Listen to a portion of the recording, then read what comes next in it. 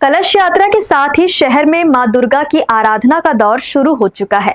रविवार को शहर में जगह जगह आयोजित दुर्गोत्सव समितियों द्वारा मां अम्बे की प्रतिमा स्थापित करने से पहले भजन कीर्तन, ढोल नगाड़ों और माता के जयकारों के साथ भव्य कलश यात्रा निकाली गई, जिसमें बड़ी संख्या में महिला और युवतियां शामिल हुई।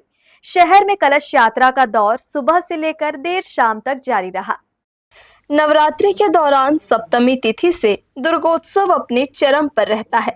सप्तमी से ही माता रानी की मनमोहक प्रतिमाएं पंडालों में विराजित हो जाती है। इसलिए षष्ठी तिथि को कलश यात्रा निकालकर घट स्थापना कर दी जाती है। रविवार को षष्ठी तिथि के दिन शहर में कलश यात्रा निकली, जिसमें बड़ी संख्या में छोटी बच्चियां, युवतियां और महिलाएं उत्साह के साथ शामिल हुई। नवरात्रि के षष्ठी तिथि को शहर के तकरीबन सभी दुर्गा पंडालों से घट यानी कलश यात्रा निकाली जाती है। नदी तालाब से जल लेकर दुर्गा पंडालों तक घट यात्रा वापस पहुंचती है।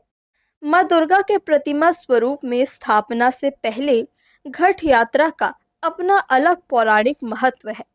रविवार को ही घट स्थापना के बाद अब सभी दुर्गा पंडालों में मां दुर्गा की प्रतिमा विधि विधान से स्थापित की जाएगी।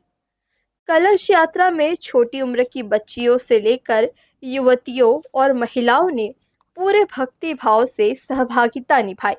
बैंड बाजों, ढोल ताशे और कर्मा दलों के साथ निकाली गई कलश यात्राओं की वजह से शहर की सड़कों में भी श्रद्धा के सैलाब के साथ ही साथ उमंग उल्लास का वातावरण बना रहा। देखिए, ये 59वां वर्ष है कलश यात्रा का भी।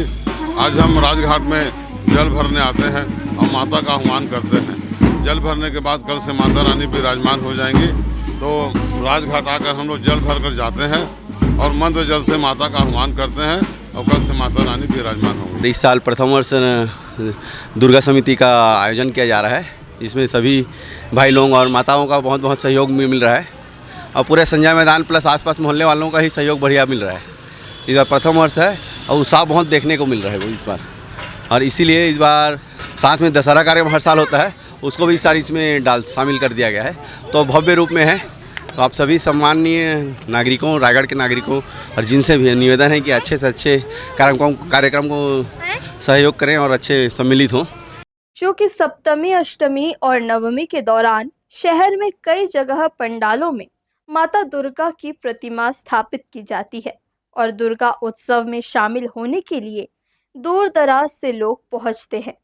इसलिए परंपरा अनुरूप षष्ठी तिथि को कलश यात्रा के बाद माता रानी पंडालों में विराजित हो जाती है, जिसके बाद विधि विधान से उनकी पूजा अर्चना की जाती है।